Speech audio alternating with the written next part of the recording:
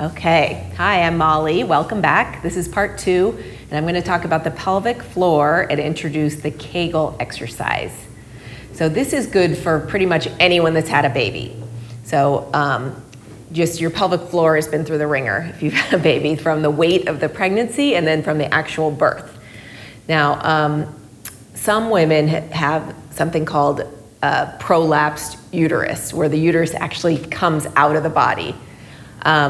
So what the pelvic floor is, think of it as a sling of muscles.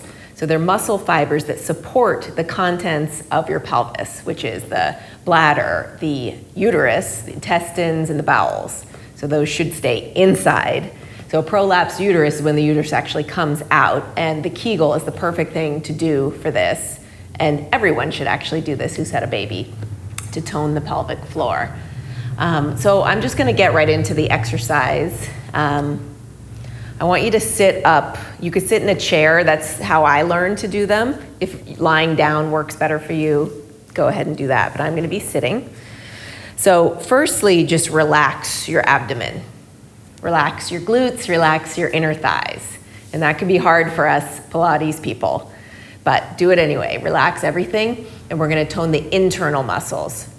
So the easiest way to explain it is to stop the muscles that stop the flow of urine. So everyone kind of knows what that feels like. So just squeeze what you think those muscles are and hold it. We're gonna hold 3 counts, and then just let it go, completely relax.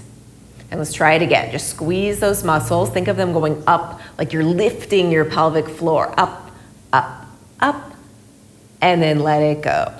Okay, so keep going like that. We're gonna hold 3 counts and let it go. Make sure you're not tensing any other part of your body. Just work those internal muscles. And we're gonna, as we go along in these videos, I'm gonna have you hold it at maybe a little bit longer, but let's start with 3 seconds.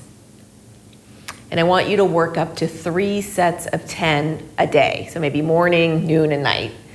And it just takes a few minutes, but you really will see the results. So keep going, we'll do a few more. And now there's another condition called Diastasis, Symphysis, Pubis, which in layman's terms is just when the pubic bone separates. It's like a dislocated pubic bone. And that happens in childbirth usually. So that can take like 3 to 6 months to heal naturally, but these Kegels also help with that. So let's do a few more sets. And I wanted to say, after I had my second baby, I went to a postpartum nurse who tested my pelvic floor, and they hooked me up to all these wires, and they could really test it. So I found that I could squeeze the muscles really easily. I could access them probably from doing Pilates for so many years, but I was having trouble with the relaxation part. So the relaxing, the completely letting go after the squeeze is equally important to the squeezing. So just make sure you squeeze for at least 3 seconds, but then you let go for at least 3 seconds. And you could start these right away. You can, days after you've had a baby, you can start your Kegels. And it really works. It takes some time to feel the difference, but just keep at it and you'll get there.